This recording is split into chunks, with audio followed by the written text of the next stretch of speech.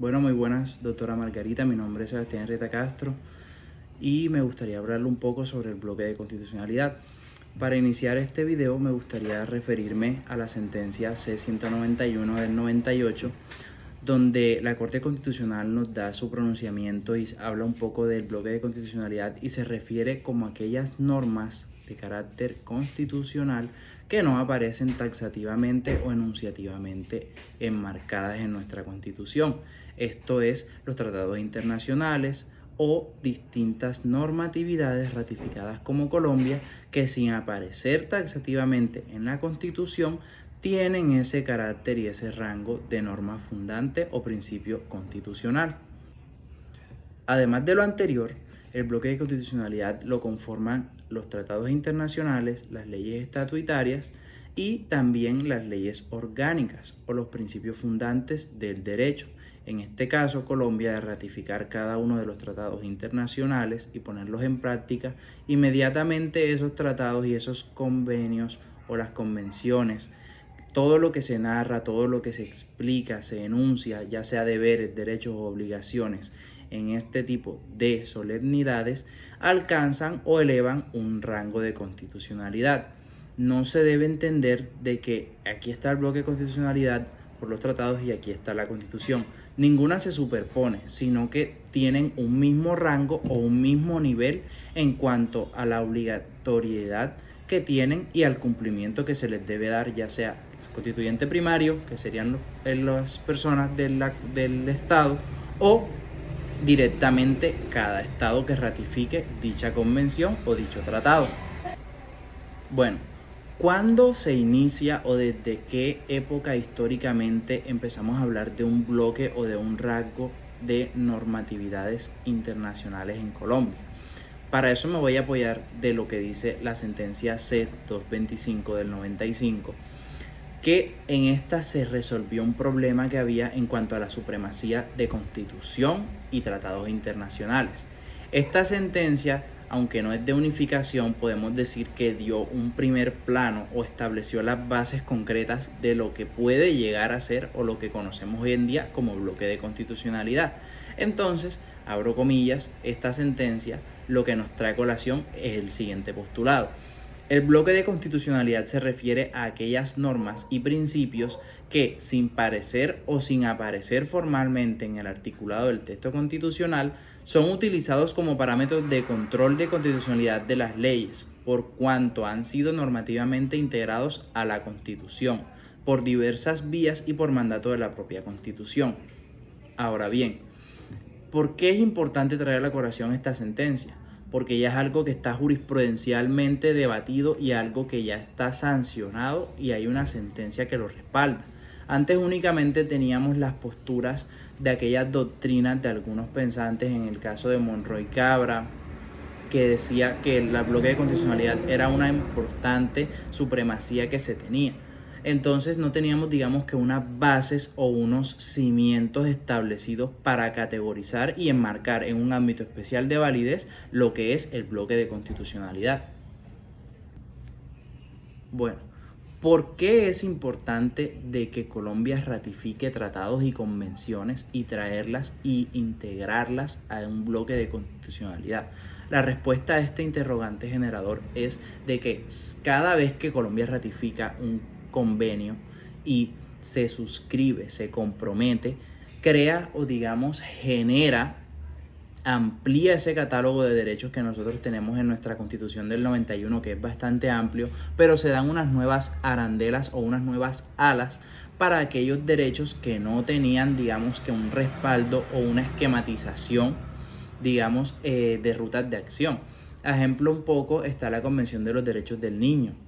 Se da y se traza una ruta de atención, de reparación y de acompañamiento a aquellas víctimas, en este caso lo del niño. También encontramos la Convención de los Derechos de la Mujer. Es decir, cuando Colombia ratifica un tratado, una convención, no simplemente dice, listo, lo que tú dices yo lo comparto, sino que también se compromete y se obliga a hacer o no hacer lo que se debatió y lo que se ratificó en ese tratado. Entonces, en este mismo caso de los derechos del niño, entonces Colombia ya ratifica esos tratados y entonces es como si fuera un código más, una constitución más, son reglas de conducta que son, digamos, integrales cuando se ratifican en los tratados internacionales. Bueno, doctora, me gustaría hablar un poco ahora sobre el control de convencionalidad. Y es que ese control de convencionalidad debe entenderse como el medio de control que encontramos en la jurisdicción ordinaria. Pero este medio de control, ¿para qué es? Para proteger, garantizar y velar por los derechos humanos. ¿Qué quiere decir esto? Para hablar o para sustentar mi idea me gustaría traer a colación el concepto de la Convención y la Corte Interamericana de Derechos Humanos. Y es de que ese control no es más que una herramienta para el respeto y la garantía de los derechos humanos. Abro comillas. Este control concentrado de convencionalidad es propiamente realizado por nosotros para interpretar, aplicar y poner en práctica dichos preceptos. Será la Corte la competente para revisar las actuaciones de los jueces nacionales, incluido el correcto ejercicio de control de convencionalidad. ¿Qué quiere decir esto? Esto quiere decir de que ese control de convencionalidad es para que a todas aquellas entidades o agentes impartidores y discrecionales de las jurisdicciones no tomen o no realicen decisiones que sean extralimitadas y que pasen por encima de los derechos humanos. Un ejemplo, cuando un juez emite una sentencia, casi siempre las de tutela son las que se elevan a la Corte de Constitucionalidad, ellas tienen un control.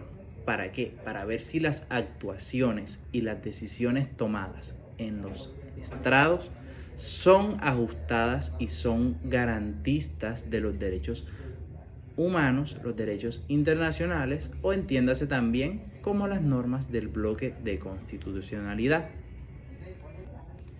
Es por ello entonces que no podemos dejar a un lado o no podemos hablar de bloque de constitucionalidad sin tener en cuenta el control de convencionalidad. Esto es porque son, digamos, que una consecuencia de uno al otro. Esto quiere decir que tienen una interconexidad, están relacionados.